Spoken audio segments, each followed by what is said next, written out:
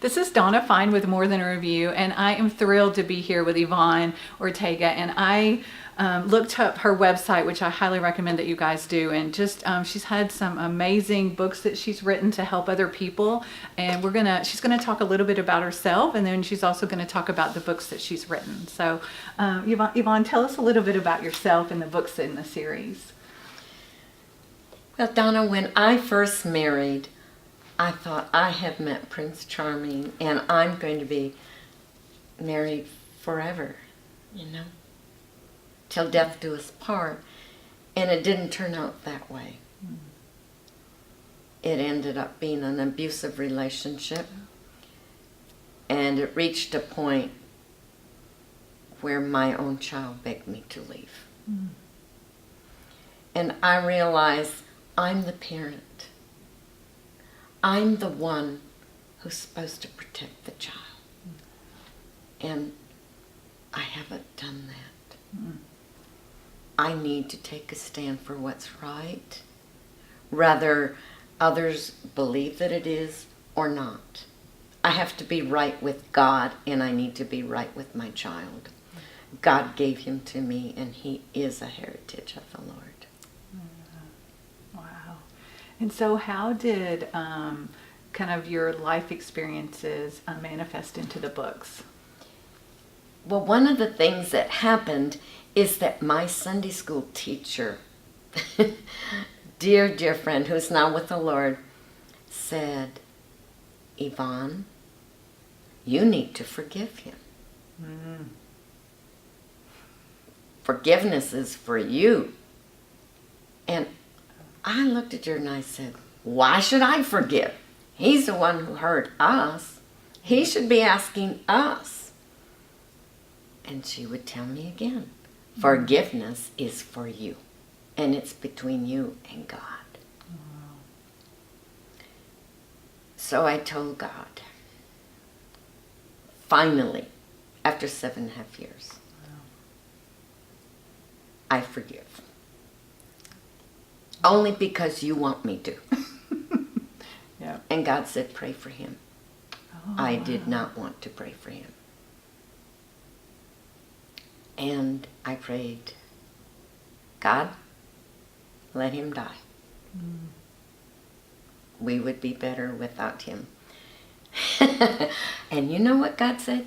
That's not a prayer. That's not Get what I meant. on your knees and you pray that I bless him. Wow. Ooh. But I got on my knees, and between teeth, I was like this. Okay, God, bless him. And years later, God did. Oh my goodness. Wow. And did it become easier, as you prayed? With time, Yeah. it became easier, but not immediately. Yeah. And I knew it was easier when my own son called me and said, Mama, I know you pray for Daddy every day, but pray for him. And he gave me the reason why I should. And I said, honey, I pray for him every day. He said, I know that. That's why I called you and asked you to pray this specific request. Wow. Yeah. That makes it worth it there. Yes. So I was going to share your books. So we have Moving from Broken to Beautiful Through Grief. Yes. Moving from Broken to Beautiful Through Forgiveness, which you've definitely shared with us there. And then Moving from Broken to Beautiful, 9 lessons to help you move forward. And then Finding Hope for Your Journey Through Breast Cancer. So on the 9 lessons, would you share one of the lessons with us? One of the lessons is that we cannot change overnight. We expect that we can. And recovery is not waving a magic wand and saying, there, it's all done. It's hard. Yeah. It's a process. And because we are such an instant society, instant coffee, microwave popcorn, instant oatmeal, open this little package, sprinkle it, and everything's ready. And that might be fine for that, but not for recovery. No, that's good. That's good. So I was going to ask, you also, you coach writers and speakers. So give us a little bit about what would make someone like contact you. Like give us a little bit of what are they looking for that you can provide? Because a lot of people I don't think have ever had one. And so I just want to share like how you can help them. Well, first of all, as a writing coach, I will give them encouragement, support, and provide accountability for them. I give them a free 30-minute Do We Fit session over the telephone, and we decide whether or not we would be a match. Yeah. Are we right for each other? Yeah. And then if we are, then we move forward from there. Would you like to do some individual coaching, or would you like to do group coaching? Would you like to come to Virginia and coach in person? Or would you like to do some sessions on Zoom and then maybe one or two in person for the delivery techniques? Oh, yeah. And So you've been speaking a long time, yes? yes. And contrary to what some people say, I was not born with a microphone in my hand. But you are very good. I can see where they would think that. I love to speak. I'm an extrovert, and that helps a lot. And one of the things that happened when I realized I was going through the divorce and God wasn't going to take him home or take me and our child home, was I leaned against the wall after I hung up, and I just sobbed. And I said, God, but why leave us? And he said, I will use you to minister to hurting people. I had no idea what that looked like. I never dreamed it would be speaking and coaching, and I never dreamed that I would have 4 books. Yeah.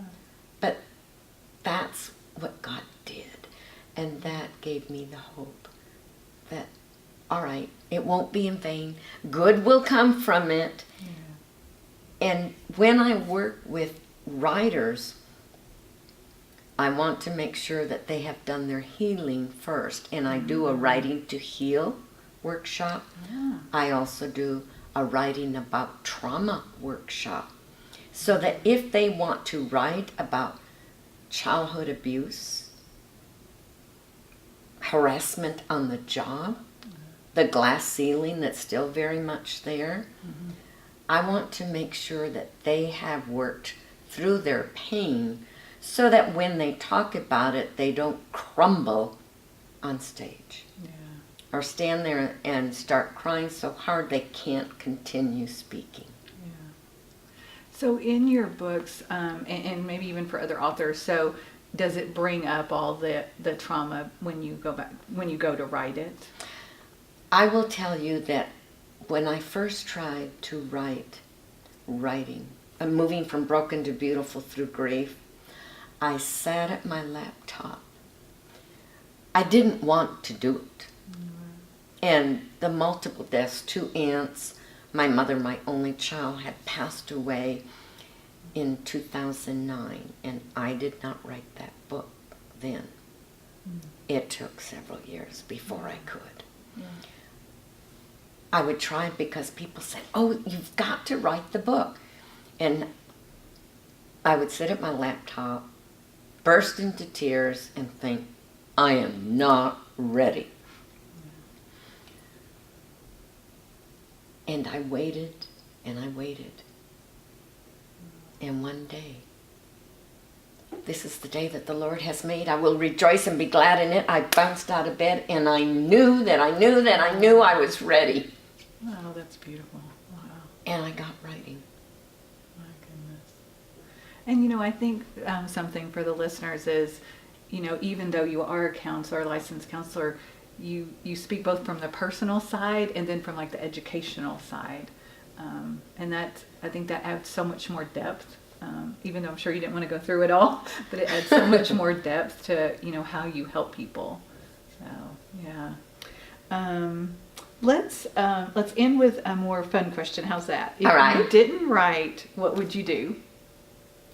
If I didn't Yeah. write, If you weren't a writer and speaker, what would you do? I would go to the beach. And I would dance on the beach, and I would build sandcastles, and I would sing, and I would blow bubbles. And have fun. Have fun. Yeah. I celebrate life at the beach. There's no greater place for me. Yeah, I'm with you. I love that. My husband and I go once a year because I just love to decompress there. Well, I must admit I go a lot more than once a year. That's good.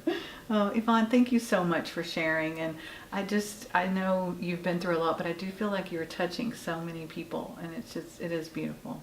Thank you. Thank you. Thank you for having me. Oh.